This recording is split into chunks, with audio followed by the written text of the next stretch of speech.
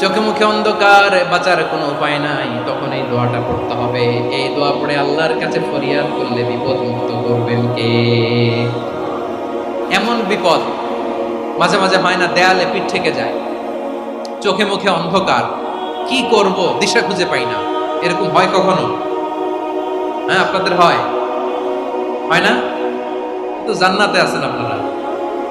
হয় হয় এরকম হয়েছে না যে দেয়ালে পিঠ থেকে গেছে, চোখে মুখে অন্ধকার, কই যাব, কি করব, বাঁচানোর কেউ না, এরকম হয়েছে কখনো আপনাদের? যদি হয় তাইলে এটার সলিউশন বলবো, না হইলে তো এগুলো বলে লাভ নাই। হয় হয় হয় বিশ্বনবী এরকম কঠিন বিপদে পড়েছেন জীবনের কিছু কিছু মুহূর্তে। ওই মুহূর্তে বিশ্বনবী স্পেশাল দুইটা দোয়া পড়তেন। এই দোয়াগুলো আপনাদেরকে জানিয়ে দেয়। বিশ্বনবী বলেন, কঠিনতম বিপদে যখন পড়বা, দেয়ালে পিঠ থেকে যায়, চোখে মুখে অন্ধকার, বাঁচার কোনো উপায় নাই, তখন পড়বা লা ইলাহা ইল্লা আনতা সুবহানাকা ইন্নী কুনতু মিনাজ জালিমিন। আল্লাহ, তুমি ছাড়া কোনো ইলাহ নাই, তুমি পবিত্র, নিশ্চয় আমি জালিমদের অন্তর্ভুক্ত। সুবহানাল্লাহ বলেন। এই দোয়া সাইয়েদনা ইউনূস আলাইহিস সালাম পড়েছিলেন যখন মাছের পেটে ছিলেন। কিসের পেটে? এবং অনেক মুফাসসিরিন একরাম বলেছেন, অনেক আহলুল ইলমরা বলেছেন, এটা হচ্ছে ইসমে আজম। ইসমে আজম এমন দোয়া যেটা দিয়ে দোয়া করলে আল্লাহ দোয়া কবুল করে, কিন্তু এটা কোনটা, এটা নিয়ে ইখতিলাফ আছে। কোন কোন আহলুল ইলম বলেন এই লা ইলাহা ইল্লা আনতা সুবহানাকা ইন্নী কুনতু মিনাজ জালিমিন, এটা হচ্ছে ইসমে আজম। সাইয়েদনা ইউনূস আলাইহিস সালাম পড়েছেন। আপনারা পড়েননি? তুফান হইলে পড়েন না? আমাদের এলাকায় তো এটা খুব, এটার উপর ব্যাপক আমল আছে। পটুয়াখালীতে কি অবস্থা বলেন? পড়েন পড়েন পড়েন পড়েন। একটা গল্প শুনেছিলাম, পাক হানাদার বাহিনী যখন বাংলাদেশে অ্যাটাক করত, ৭১ সালের ঘটনা বলতেছে, আমরা তো দেখি নাই, শুনছি আর কি। ৭১ যদি দেখতাম এতদিনে রাজাকার হয়ে যেতাম। আল্লাহ আমাদেরকে বাঁচাই দিছে, আল্লাহ মেহেরবানি, ঠিক কিনা বলেন? মন মতো হইলে মুক্তিযোদ্ধা, মন মতো না হইলে রাজাকার। কত কিছু দেখলাম এই শাহবাগের বুকে। আল্লাহ, ৭১ সালে দেখি নাই, আমরা শুনেছি পাক হানাদার বাহিনী জিজ্ঞেস করত মুসলিম না অমুসলিম চেক করার জন্য, বলতো কালেমা বল, কালেমা বাতাও। তো যারা কালেমা বলতে পারতো পাকিস্তানি বাহিনী নাকি ওদেরকে ছেড়ে দিত, শুনেছি। তো একজনকে, এক বাঙালিরে পেয়ে তার মাথার মধ্যে বন্দুকর নল ধরে বলতেছে কালেমা বল সালে, কালেমা বাতা, কালেমা বল। তো ভয়ের চোটে এই দোয়া পড়া শুরু করছে। ও পড়তেছে লা ইলাহা ইল্লা আনতা সুবহানাকা ইন্নী কুনতু মিনাজ জালিমিন। পাকিস্তানি বলে সালে ये तो मुसीबत का কালেমা है। বাঙালি কয় হাম তো ভি মুসিবত মে হ্যায়। পাকিস্তানি বলে বেটা কোন দোয়া বললি, এটা তো মুসিবতের কালেমা। কয় আমিও তো মুসিবতে আছি, আমার মাথার মধ্যে বন্দুক ধরে তুমি আমার কালেমা জিজ্ঞেস করো, এখন কোনটা কালিমা আর কোনটা কি দোয়া, আমার হুঁশ আছে নাকি? প্রিয় ভাইরা, আসলে এটা দোয়াউল মুসিবা, বিপদে পড়লে এ দোয়া পড়তে হয়। লা ইলাহা ইল্লা আনতা সুবহানাকা ইন্নী কুনতু মিনাজ জালিমিন, এটা পড়বেন আপনারা। এই দোয়া পড়ে সাইয়েদনা ইউনূস আলাইহিস সালাম মাছের পেট থেকে রক্ষা পেয়েছিলেন। রক্ষা করেছিল কে?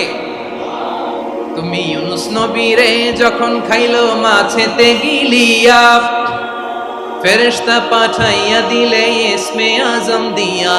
প্রাণে ছিল যাহার ভয় সেথা পাইল আশ্রয়, প্রাণে ছিল যাহার ভয় সেথা পাইল আশ্রয়। মাছের পেট হতে সে যে পেল পরিত্রাণ। আল্লাহু আল্লাহু তুমি জাল্লে জালালুহু, শেষ করা তো যায় না গে তোমার গুণগান। আল্লাহু আল্লাহু, সুবহানাল্লাহ পড়ে। লা ইলাহা ইল্লা আনতা সুবহানাকা ইন্নী কুনতু মিনাজ জালিমিন। বিশ্বনবী বললেন, দেয়ালে পিঠ থেকে গেলে, চোখে মুখে অন্ধকার, বাঁচার কোনো উপায় নাই, তখন এই দোয়াটা পড়তে হবে। এই দোয়া পড়ে আল্লাহর কাছে ফরিয়াদ করলে বিপদ মুক্ত করবেন কে?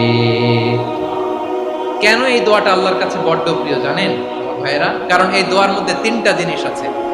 আমি যেরকম আঙ্গুল উঁচু করেছি এরকম করেন তো। 3টা। কয়টা? 3টা। 1 নম্বরে হচ্ছে তাওহীদ, 2 নম্বরে তাসবিহ, তিন নম্বরে তাকরীর, আই রিপিট, আবারও বলছি, এক নম্বরে তাওহীদ, দুই নম্বরে তাসবিহ, তিন নম্বরে তাকরীর। এ দোয়াটা আল্লাহর কাছে এত পছন্দনীয় কারণ এ দোয়ার প্রথম অংশে আছে তাওহীদ, আল্লাহর একত্ববাদের ঘোষণা। লা ইলাহা ইল্লা আনতা, ও আল্লাহ আপনি ছাড়া কোনো ইলাহ নাই, উপাস্য নাই।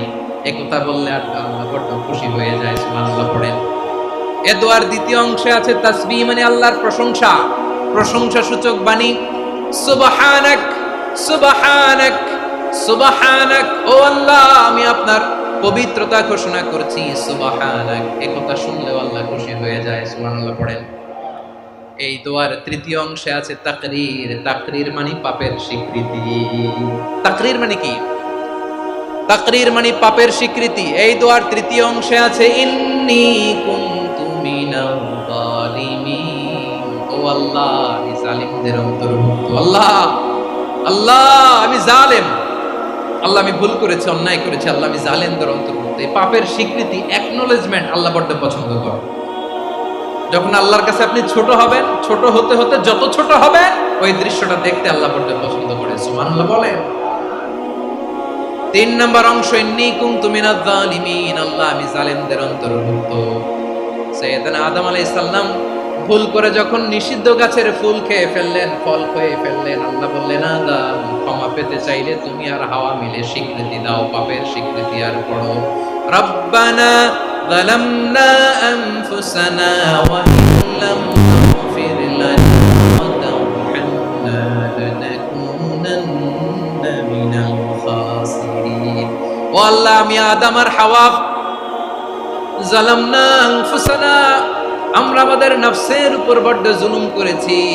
আল্লাহ ওয়া ইল্লাম তাগফির লানা ওয়া তারহামনা, আপনি যদি ক্ষমা না করেন, আপনি যদি দয়া পরবশ না হন, আপনি যদি রহম না করেন, আমরা তো ক্ষতিগ্রস্তদের মধ্যে শামিল হয়ে যাব। এই দোয়া করার সাথে সাথে সাইয়েদনা আদম আর হাওয়া আলাইহিস সালামকে ক্ষমা করে দিলেন কে? তাহলে এই দোয়ার তিন নম্বর অংশ তাকরীর, এটা আল্লাহ বড় পছন্দ করে। আমার কলিজার টুকরা ভাইয়েরা, গুনাহ করে শিকার যেতে হবে, এটা আল্লাহ ভালোবাসেন। সাইয়েদনা আবু বকর রাদিয়াল্লাহু তাআলা আনহু বিষ্ণু ইসা ইসলামকে বলেন, ইয়া রাসূলুল্লাহ আল্লিমনি দুআআন আদউ বিহি ফি সলাতি, নবী হে আপনি আমার এমন একটা স্পেশাল দোয়া শিখায়া দেন যে দোয়াটা আমি নামাজে পড়ব।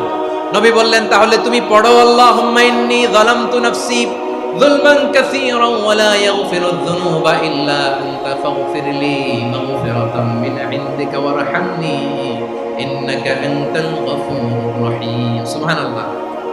সালাম ফিরানোর আগে পড়েন, কথা কয় না, পড়েন পড়েন।